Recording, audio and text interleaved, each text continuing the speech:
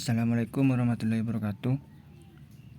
Perkenalkan, nama saya Muhammad Nur Fadli dengan NIM 2047711036. Prodi Pendidikan Olahraga angkatan 2020 STKIP PGRI Bangkalan. Di sini saya akan menjelaskan tentang metabolisme energi olahraga. Metabolisme energi. Metabolisme adalah proses kimia yang memungkinkan sel-sel untuk dapat melangsungkan kehidupan. Makanan yang masuk ke dalam tubuh selanjutnya akan terjadi proses metabolisme untuk menghasilkan energi yang diperlukan untuk aktivitas atau kontraksi otot.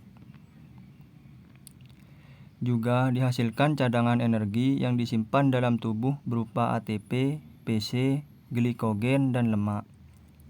Selain itu, proses metabolisme juga menghasilkan limbah berupa air, karbon dioksida, urea, dan asam laktat yang dibuang melalui urin, keringat, dan pernafasan.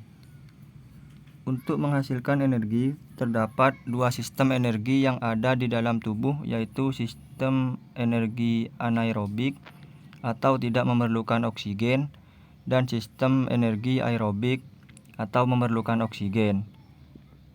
Pada sistem energi anaerobik, terpilah atas anaerobik alaktik atau phosphagen system tanpa menghasilkan laktat, dan anaerobik laktik atau laktat system menghasilkan laktat. Kebutuhan energi. Energi yang dihasilkan tubuh digunakan untuk melakukan tiga kegiatan, yaitu kerja internal atau sirkulasi darah, pernapasan, denyut jantung, ginjal, dan lain-lain. Kerja eksternal dan menutupi pengaruh makanan. Energi untuk kerja internal disebut juga energi metabolisme basal atau EMB. Metabolisme karbohidrat. Setelah melewati dinding usus, karbohidrat atau glukosa dibawa ke dalam aliran darah dan melalui vena porta dialirkan ke hati. Karbohidrat yang terdapat dalam aliran darah hanya dalam bentuk glukosa. Ketersediaan karbohidrat dan penggunaan selama latihan. Glikogen, otot, dan glukosa darah merupakan karbohidrat penting untuk kontraksi otot waktu latihan, fungsi otak dan sel darah merah. Pada atlet yang melakukan latihan ringan, memungkinkan menggunakan tingkat sumber karbohidrat yang rendah. Tapi, bagi atlet yang ingin melakukan latihan dan penampilan yang lebih baik, dukungan bahan bakar yang lebih banyak juga sangat diperlukan. Lanjut, metabolisme protein.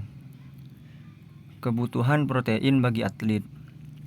1. Kebutuhan protein bagi seorang atlet sedikit berbeda bila dibandingkan dengan bukan atlet. 2. Apalagi seorang atlet yang melakukan latihan-latihan, pertandingan berat, dan usianya masih remaja dalam pertumbuhan akan memerlukan protein banyak. 3. Penambahan kebutuhan protein mudah diatasi dengan penambahan masukan protein dari makanan seimbang dengan kandungan protein 10-15%. Metabolisme lemak. Metabolisme lemak dimulai dengan pemecahan yang menghasilkan gliserol menjadi glikogen dan lemak. Bagian lemak akan dipisahkan dari bagian protein sebelum masuk ke dalam sel. Bagian lemak dipecah lagi menjadi gliserol dan asam lemak sebelum diuraikan lebih lanjut melalui proses metabolisme. Bagian asam lemak dari molekul lemak akan dipecah menjadi senyawa beratom karbon 2. Proses pemecahan ini disebut oksidasi beta. Lanjut, peranan lemak untuk latihan. Sumber energi yang memproduksi ATP atau adenosin trifosfat selama kegiatan atau latihan olahraga selain karbohidrat dalam glikogen adalah lemak dalam asam lemak. Sekian penjelasan dari saya. Kurang lebihnya saya mohon maaf. Assalamualaikum warahmatullahi wabarakatuh.